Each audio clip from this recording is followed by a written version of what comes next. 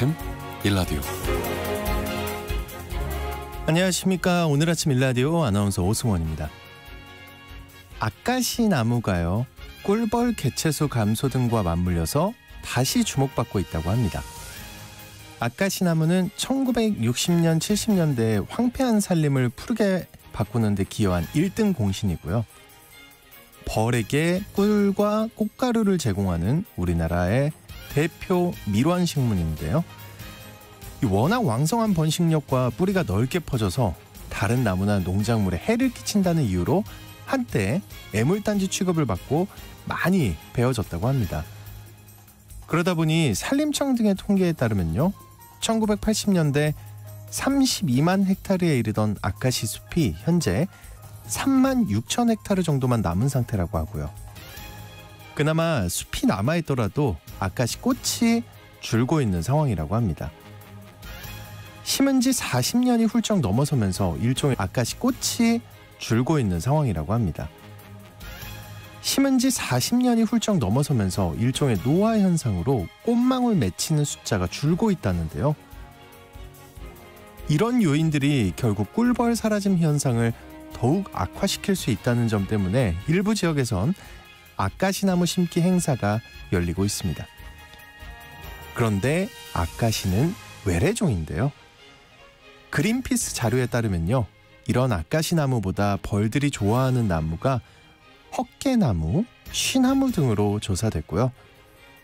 이런 다양한 자생종들을 더 늘려야 한다는 지적도 나오고 있는데요. 자생종에 대한 관심을 더 가질 수 있었으면 좋겠습니다. 4월입니다. 4월 2일 화요일, 오늘 아침 일라디오 출발합니다.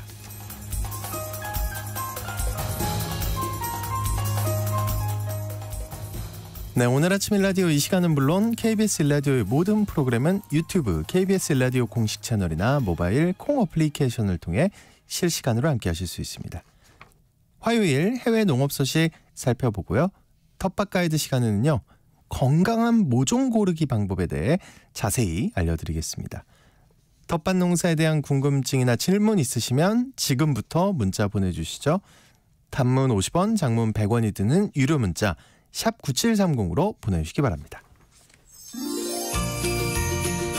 유익한 정보와 살아있는 이야기가 있습니다. KBS 오늘 아침 일라디오. 다양한 해외 농업 소식 알아보겠습니다. 조윤주 외신캐스터님 나와주셨습니다. 어서 오십시오. 네, 안녕하세요. 일본 뇌염을 옮기는 모기가 국내에서 확인됐어요. 이거 반갑지 않은데.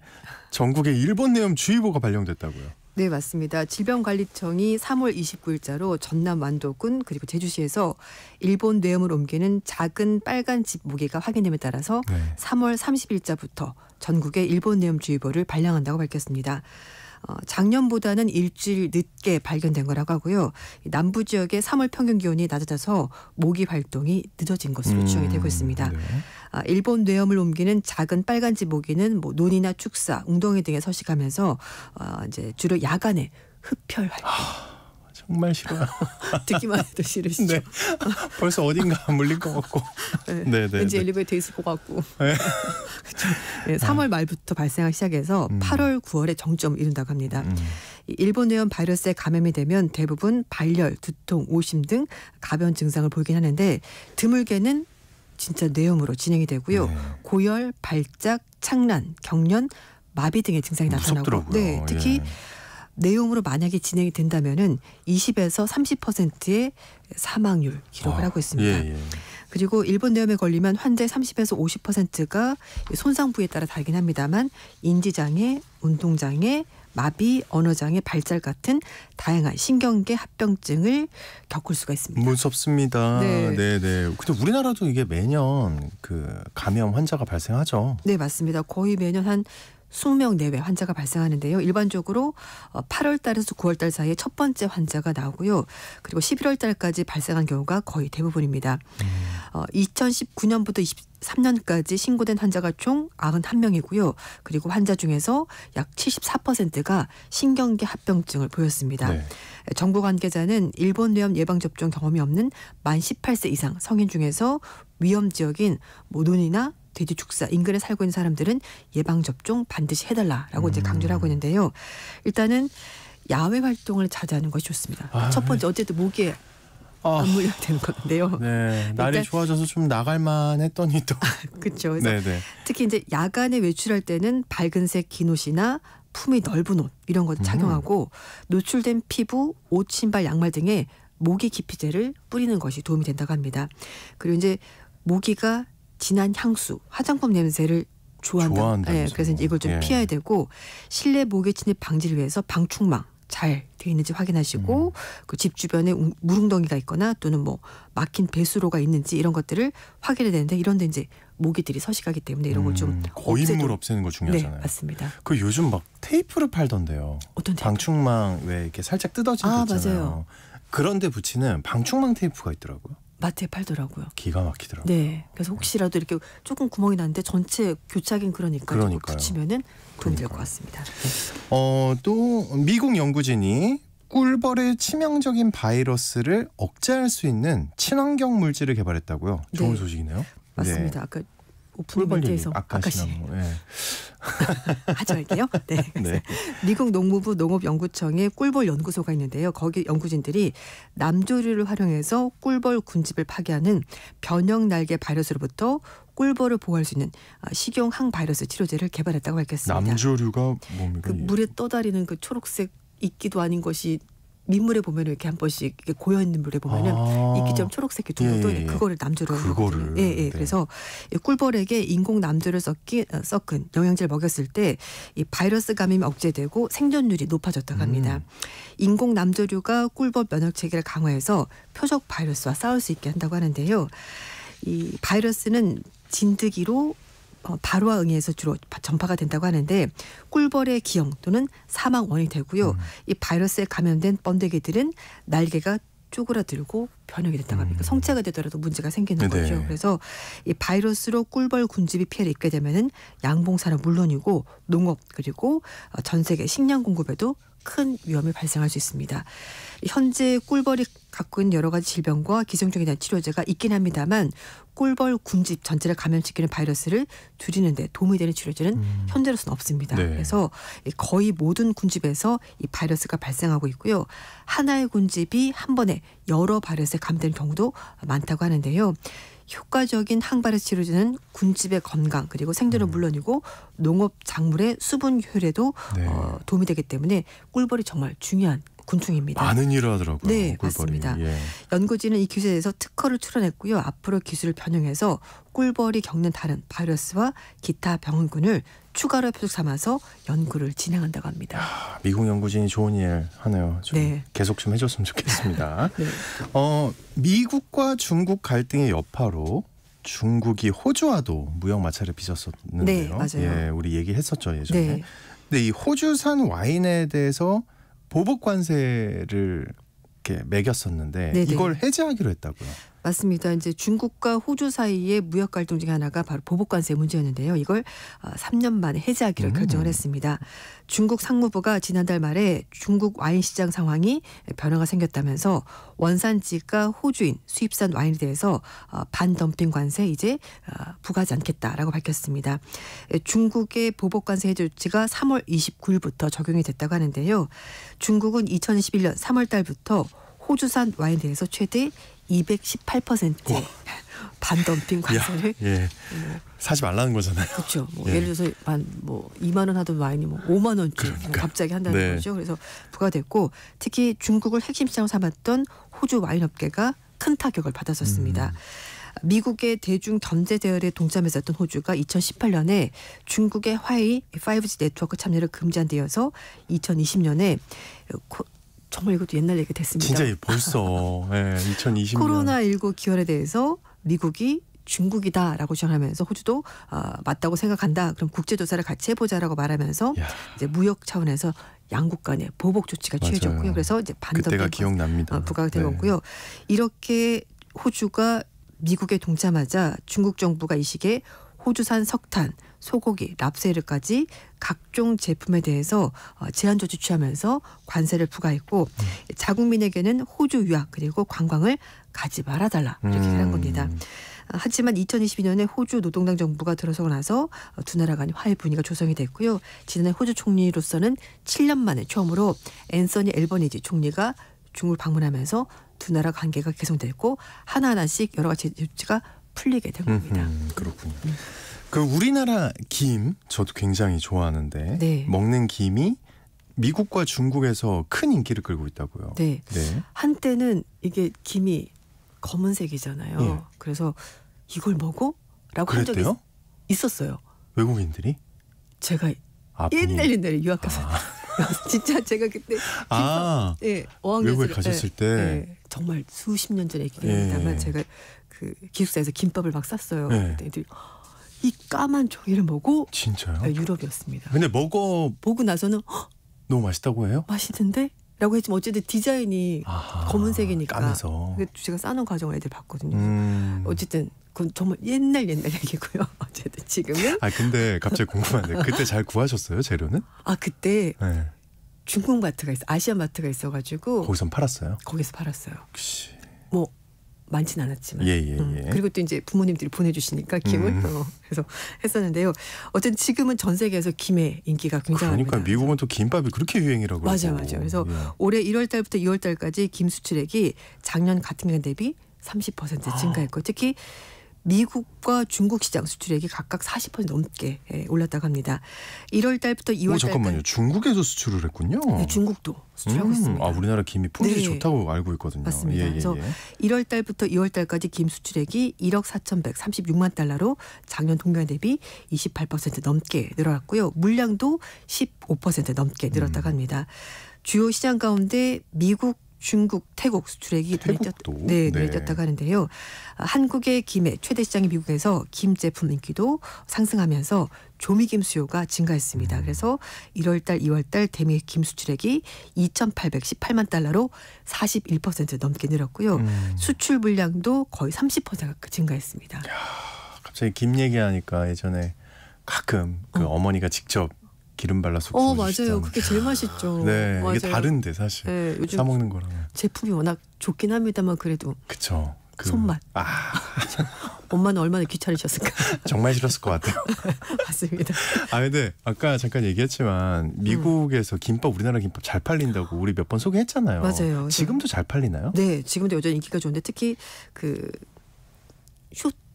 동영상 사이트 이런 데서 이제 김밥이 워낙 많이 올라오다 보니까 화제가 되면서 그 모 식품 체인점에서 거의 막 맨날 품절 가기만 하면은 지금도 그래요. 근데 네, 한국 냉동김밥 품절 이런 상황이 됩니다. 저는 근데 개인적으로 냉동김밥이라고 들었어요. 저도요. 그거를 먹어보고 싶지 않아요? 전 사실 개인적으로는 물론 그렇긴 한데 식감이 좀 궁금해서. 네. 그걸 데워서 먹나? 그렇죠. 데워서 먹죠. 신기합니다. 하긴 냉동을 먹을 수 없죠. 근데 어쨌든 맛있으니까 먹는 거 아닐까요? 그러니까요. 네, 그래서 그것도 너무 신기하고 어쨌든 이게 사실 김밥과 김이 웰빙식 건강에 좋은 식품으로 이제 인지도 올라가면서 동영상에서도 굉장히 인기가 많고요. 특히 이제 그 조미김은 미국 대형 유통업체에서 이제 이걸 받으면서 지난달에 수출이 전년 동기 대비 120% 증가한 그런 업체도 있었다고 합니다. 뿐만 아니라 중국과 태국에서도 마른 김을 중심으로 수출이 늘었다고 하는데요. 중국도 수출 금액이 42% 넘게 늘었고요. 특히 춘제, 중국 설을 앞두고 1월 달에 마른 김, 조미김 수출액이 크게 늘었다고 하는데 1월 달, 1월 달에 한국산 김이 가장 많이 수출하는 국가가 바로 물량만 따진다면은 중국이었다고 합니다. 일본도 김을 굉장히 많이 소비하는 나라잖아요. 그래서 일본도 1월 달, 2월 달 김 수출액이 5.5% 증가했고요.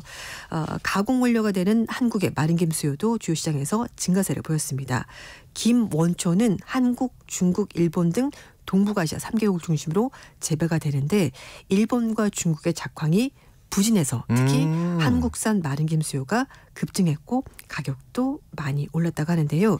김은 한국 수산품 중에서 수출 1위 품목이고요.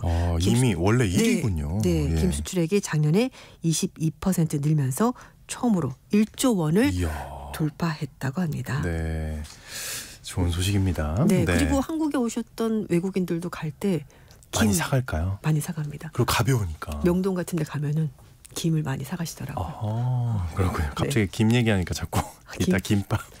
김밥. 아침에 김밥. 네, 알겠습니다. 흥미로운 해외 농업 소식 지금까지 외신캐스터 조윤주님과 함께했습니다. 오늘 말씀 고맙습니다. 네, 감사합니다.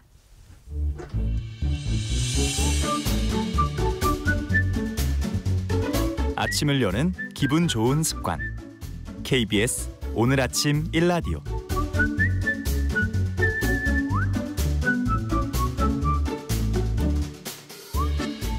도시 농부들의 텃밭 가이드 수원 씨앗도서관 박영재 관장님과 함께합니다. 관장님 어서 오세요. 네, 안녕하세요. 네, 여러분 오늘 텃밭과 관련해서 궁금한 점이 있으시면 단문 50원, 장문 100원이 드는 유료 문자 샵 9730으로 지금 바로 문자 보내주시기 바랍니다.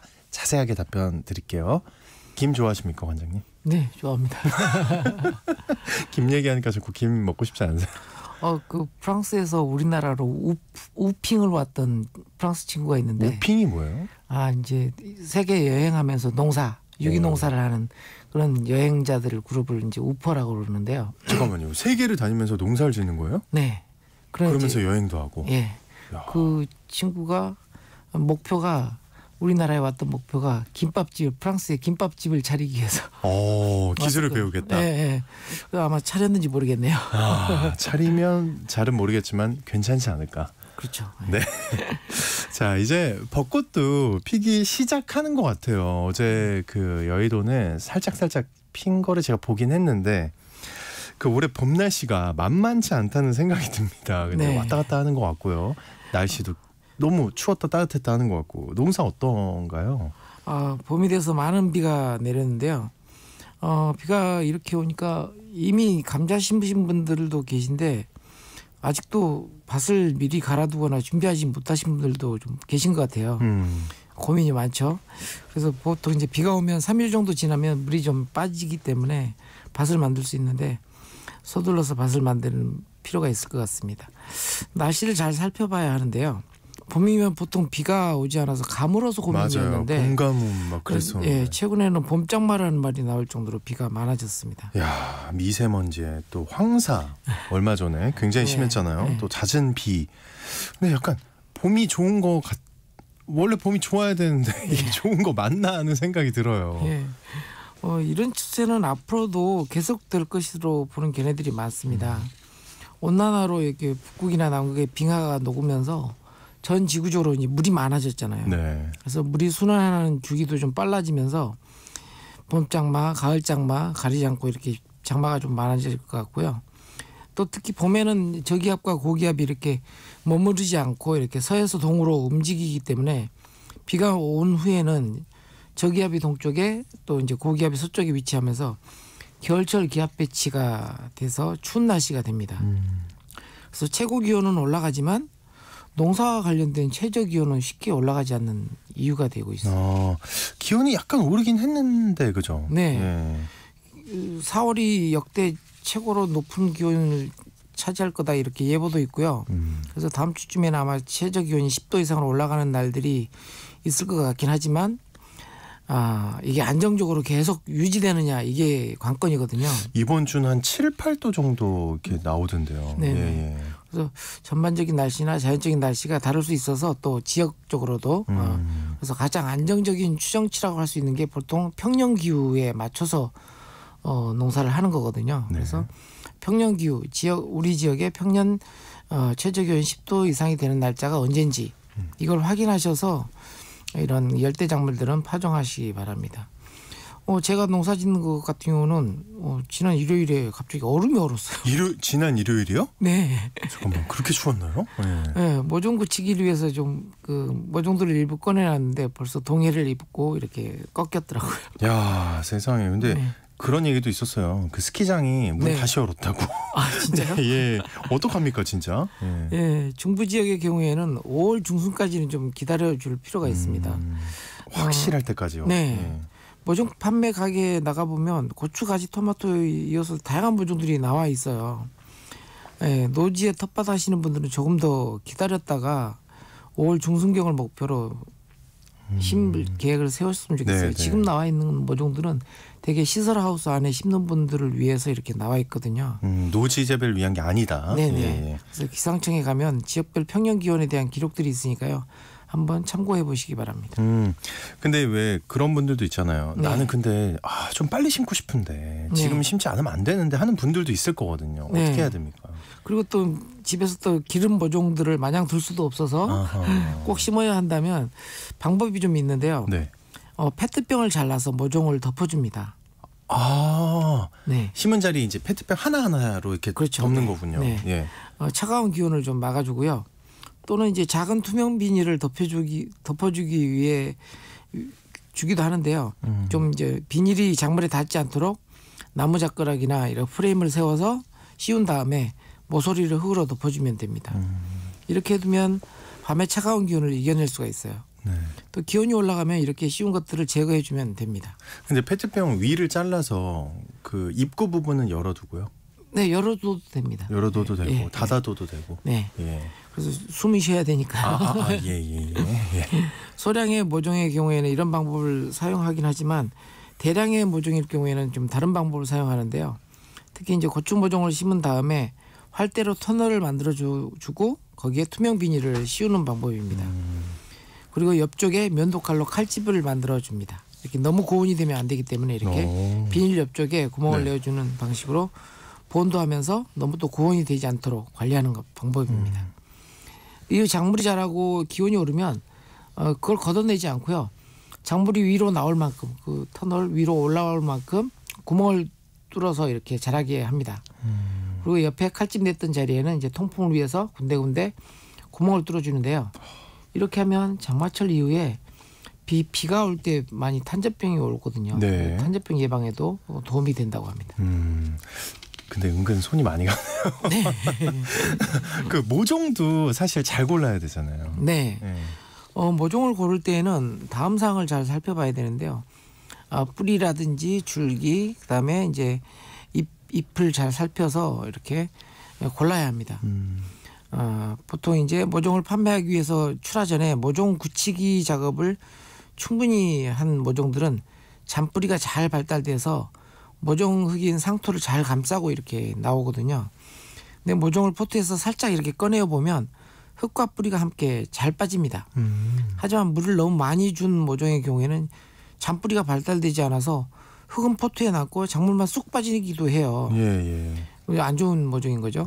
그리고 흙을 또 감싸고 있는 잔뿌리의 색상이 희거나 밝은 색상이어야 합니다. 잔뿌리의 색상이 흰색이요, 근데? 예. 흰색이나 이제 미색으로 아주 그 밝은 색 계통이어야 되는데 혹시 이제 갈색으로 변한 잔뿌리는 죽어가는 뿌리예요. 그래서 밭에 옮겨 심을 때 활착이 늦을 수도 있습니다.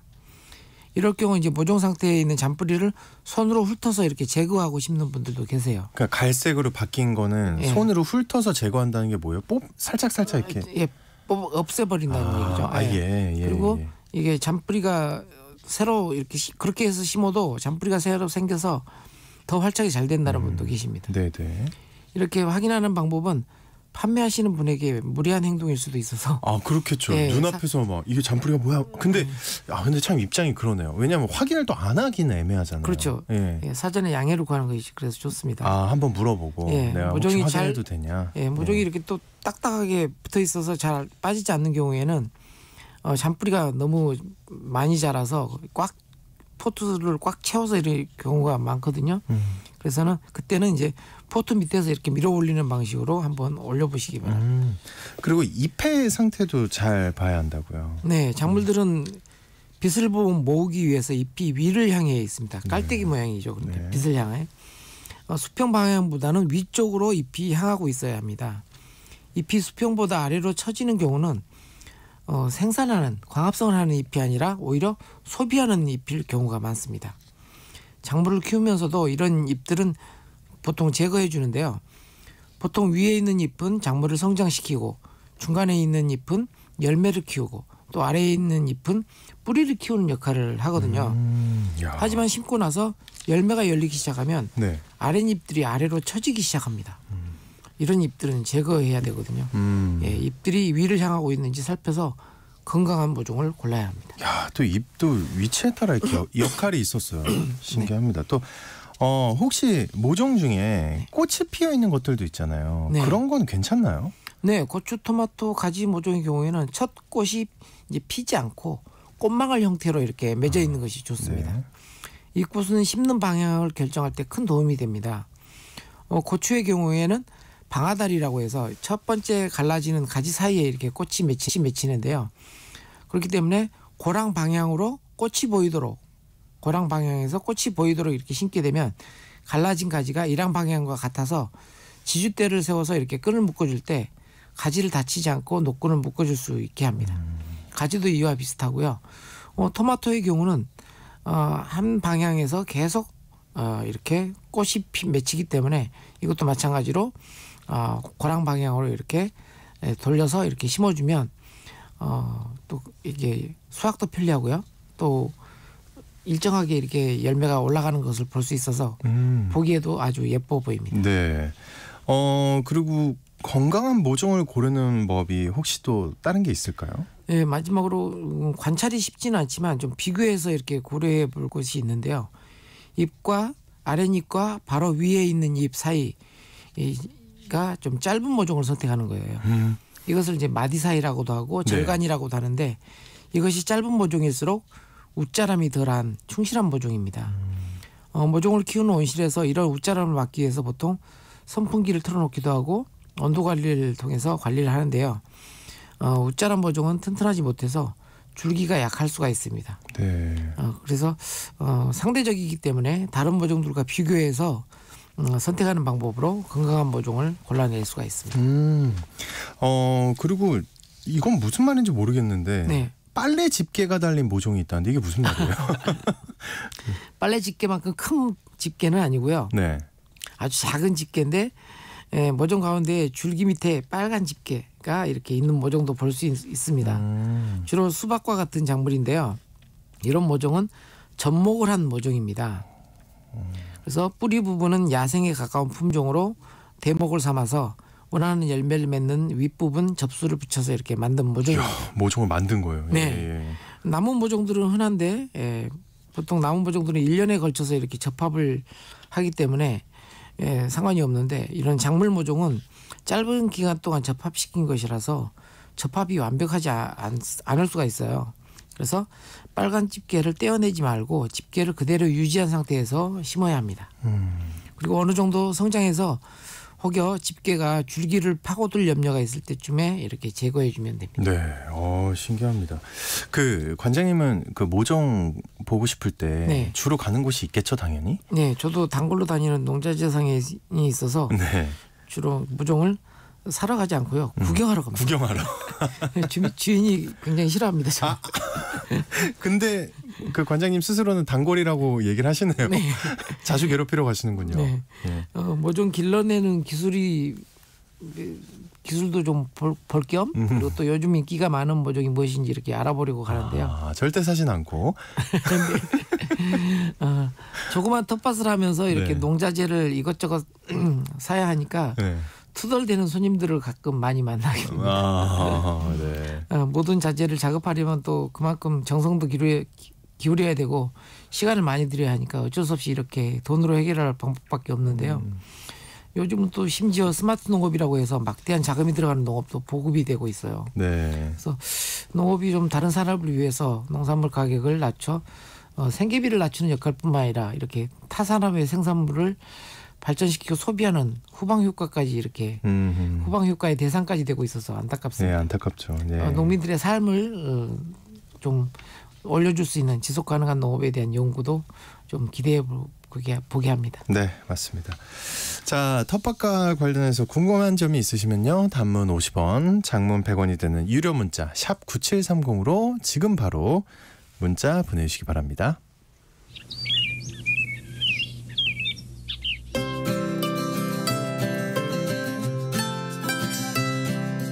지금 여러분께서는 수원 씨앗도서관 박영재 관장과 함께하고 계십니다. 오늘은 전화 연결부터 해보겠습니다. 직접 궁금한 질문 들어볼게요. 안녕하세요. 여보세요? 네, 어디 계신 누구신가요? 영천시 영천에 계시는 영천에 영천에 있는 정하 김순도입니다. 네, 반갑습니다. 네, 안녕하세요. 영천 김 선생님. 네. 질문 있으신 거 편하게 나눠보시죠. 네. 여보세요? 네. 안녕하세요. 연결됐습니다. 예. 네. 반갑습니다. 네.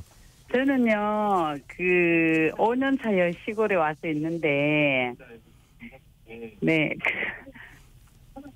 네. 5년 차인데요. 예. 감자를 좋아해갖고, 네. 감자 농사를 지어 보는데, 겨울이면 10월 오는 감자 그거를 제가 재료를 뭉쳐봤고도 감자를 심어봤는데 감자가 몇 개 안 달려요. 네. 그래서 지금도 한번 보름 전에 심어놨는데 이게 올라오지는 안 하고 그래서 이게 굉장히 궁금해요. 어떻게 하면 이게 잘 많이 달릴까? 아하. 네. 집에서 드시다 남은 감자를 심으신 거죠? 아, 예. 네. 제가 감자에 대해서 얘기할 때 항상 씨감자를 구입해서 심으시라고 했던 이유가 시감자도 구입해 볼 수도 있고 또 네, 인터넷으로도 사가 구입해봤고 네. 또 동네 옆밭 어르신들 주시는 것도 해봤는데 그게 네. 안 열려요 저는. 네. 그래서 좀 주로 이게 식용으로 드시는 감자를 씨감자로 삼으면 네. 이렇게 몇 개 안 달립니다. 근데 예. 고냉지에서 강원도 고냉지에서 이렇게 씨감자로 출하된 감자를 심으면 하나 네. 심으면 20개 달리거든요. 근데 집에서 드시다가 구입했는데 집에 드시다가 남은 감자를 심으면요. 네. 하나, 2개 달려요. 아, 네. 그렇구나. 그래서 꼭 씨감자를 이용해 주시고요. 네. 네. 선생님 돈을 써야 된대요. 아, 예. 제가 그 방법도 한번 해보긴 해봤는데요. 네. 그 빨간 감자, 뭐 보라색 감자 그런 거를 뭐 정도 해봤는데 시감자 해봤는데 그것도 별로 안 달리는데 이 땅이 토질이 문제가 있는지 아니면 제가 거름을 충분히 안 줘서 그런 건지 그것도 궁금해요, 솔직히. 네. 감자는 대표적인 그 다비 작물이라고 해서 거름을 많이 필요로 하는 작물입니다. 그래서 좀 거름을 좀 충분하게 하셔야 되고요. 그다음에 일항도 좀 풍성하게 해주셔야 돼요. 햇빛은 좋고 예. 물도 좋은 것도 있고 물줄기도 많이 있고 평수는 한 5평 정도도 그 텃밭이 있는데 한 3줄 정도밖에 안 하거든요. 집에 먹을 거 많은데도 한 주먹도 다 결국은 못 해요. 씨감자도 못 건지는 거네요. 근데 아까워요. 그래서 사 먹을라 그렇고 이 밭이 있으니까 아까워서 맨날 하는데 원래도 기대를 하고 지금 해놨거든요. 네네. 기다리고 있어요. 그리고 2주 지나는 데는 아직 싹 안 올라오고요. 한 3주 정도 돼야 싹이 올라옵니다. 네. 그러면 혹시 제가 이렇게 손으로 끌고 가 보면 뭐 뿌리가 내리는가요? 그렇게 이렇게 파보지지 마시고요. 좀 기다려주세요. 그럴까요? 네. 알겠어요. 너무 몰랐어요. 선생님, 근데 얘기 듣다 보니까 한편으로는 좀 방법이 쉬운 것 같아요. 좋은 종자 사서 거름 많이 주고 3주 기다려보는 거. 비닐 작업도 해놨어요. 덮어놨어요. 네, 그러겠어요. 잘 되길 바랍니다, 선생님. 고맙습니다. 네, 또 혹시 궁금한 거 있으시면 문자로 남겨주시면 저희가 답변해드릴게요. 네, 좋은 방송 고맙습니다. 감사합니다. 네, 수고하세요. 자, 이제 청취자분들이 보내주신 사연과 질문 살펴볼게요. 0830님, 급합니다. 고랑 타고 비닐까지 덮었는데 깜빡 잊고 토종 살충제를 잊어버리고 안 줬는데 이거 어떻게 하면 좋을까요? 토양 살충제겠죠. 네, 토종 살충 아이고. 네, 토양 살충제일 것 같은데요. 네. 정말 급하신 것 같은데요. 까먹고 했으니까 이거 다시 또 이거 벗겨야 되나 이런 걱정을 하실 것 같은데요. 흔히 이제 토양 살충제는 이제 군뱅이나 아니면 이제 선충 뭐 이런 것들을 막기 위해서 뿌리게 되는데요. 보통 이제 이게 군뱅이라든지 이런 것들은 좀 토양이 산성화되면 이렇게 많게 되고요. 선충 같은 경우는 또 이렇게 옆에 심는 메리골드라든지 이런 또 결명자라든지 이런 작물을 심어주면 또 선충 피해를 또 막을 수가 있어요. 그래서 기존에 이제 뭐 그렇게 토양을 중화시킨다든지 그런 작업들을 이미 하셨고 그런다면 좀 이렇게 동반 작물들을 고려를 하셔서 안 뿌린 거 이렇게 잊어버리고 하셨다 하더라도 토양 병에는 좀 막을 수가 있습니다. 그럼 빨리 다른 걸 심어야 되네요 지금. 네. 뭐 메리골드라든지 뭐 아니면 결명자 이런 것들을 좀 심어 놓으시면 이런 그 토양 해충들을 막을 수가 있습니다. 네. 네, 바빠지시겠습니다. 0830님. 7924님이 침향환 같은 유효 기간이 좀 지난 한약재가 있는데 텃밭에 영양제로 줘도 될까요? 하고 보내주셨네요. 네. 침향환이 뭐예요? 환약일 것 같은데요. 동그란 환약일 것 같은데요. 근데 보니까 침향환 같은 경우는 침향으로 만든 거거든요. 그러니까 침향이 뭐냐면 이게 향나무 종류 중에서 이렇게 뾰족뾰족한 그러니까 이게 침엽수예요. 그래서 침엽수는 보통 이제 작물들 성장을 억제하는 안 좋네요. 들이 있거든요. 네, 그래서 침향환은 안 좋을 것 같고요. 제가 이제 한약재를 워낙 좋아하니까 써도 되는지 궁금해하시는 것 같은데 침향환은 제가 보기에는 안 좋을 것 같습니다. 근데 이런 생각을 하시나 봐요. 그럼요. 약재를 갖고 있는 거를. 네. 그리고 액기스 이렇게 봉지 이렇게 담아놓은 거 양파 액기스라든지 뭐 이런 부분을 텃밭에서 가져와서 이렇게 그런 거 좋아요? 네, 영양제로 활용하시는 분도 계세요. 이야, 신기합니다. 네, 어쨌든 7924님 그건 아니래요. 네, 6116님 텃밭에 유실수 식재할 때 거름을 넣어서 심어야 하나요? 그 식재 방법 좀 자세히 알려주세요. 텃밭 가꾸는 초보입니다 하고 보내주셨어요. 네, 지난 시간에 삽목 꺾어지를 했을 때 거름이 없는 토양에다가 이렇게 해야 잔뿌리가 많이 발달돼야 한다고 거름이 그랬잖아요. 없는 토양에. 네, 묘목도 마찬가지예요. 사실은 거름하고 직접 닿지 않게 심는 게 굉장히 핵심입니다. 그래서 일단 구덩이를 깊게 파고요. 그다음에 흙하고 거름을 섞어서 밑에 이렇게 채워준 다음에 그다음에 거름기가 전혀 없는 흙으로 그걸 한번 덮어주고 그 위에다 심어야 합니다. 그러니까 거름에 직접 닿지 않도록 뿌리가 예. 이렇게 해서 심고 이제 잘 눌러주고요. 잘 밟아주고 그다음에 물 구덩이를 이렇게 줄기 주변으로 이렇게 파서 거기에다 물을 듬뿍 줘서 뿌리가 흙하고 잘 붙을 수 있도록 빈 공기 공간이 없도록 이렇게 물을 충분히 주어야 이렇게 잘 심은 묘목이 될 수 있습니다. 네, 6116님이 좀 이렇게 도움이 되셨길 바라겠고요. 568 하나님이 뒷뜰에서 15년여간 대여섯 포기의 맹문동을 키우고 있는데요. 올 봄에는 포기 나눔을 해서 옮겨 심어보려고 합니다. 어떻게 해야 좋을지 궁금해요. 문의드릴게요. 이렇게 보내주셨네요. 네, 옮겨 심으면 되는데요. 15년간 하셨다는데. 네, 맹문동은 이제 그 극음 작물, 그러니까 아주 음지를 좋아하는 작물이에요. 그래요. 예. 네, 그래서 나무 밑이나 뭐 이런 데도 심어도 아주 잘 자라거든요. 너무 햇빛 많은데 심지 마시고요.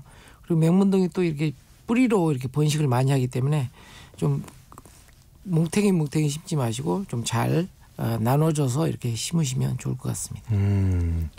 독특하네요. 근데 햇볕을 싫어하는 작물도 있고. 네. 예. 3939님 생땅에 텃밭을 만들려고 하는데 어떻게 갈아야 하고 또 고추와 토마토를 심으려고 합니다. 심는 시기와 밭 만드는 방법 그리고 멀칭을 해야 하는지 모종을 어떻게 하고 가꿔야 하는지 알려주세요. 용인입니다 하고 보내주셨어요. 너무 많은 질문이 한꺼번에 들어가 있는데요. 3939님이 이제 좋은 전략을 쓰셨습니다. 질문 하나에 모두 한 질문 10개를 담으셨어요. 네. 네. 생땅이라고 하시니까 일단 좀 거름을 충분하게 해야 될 것 같고요.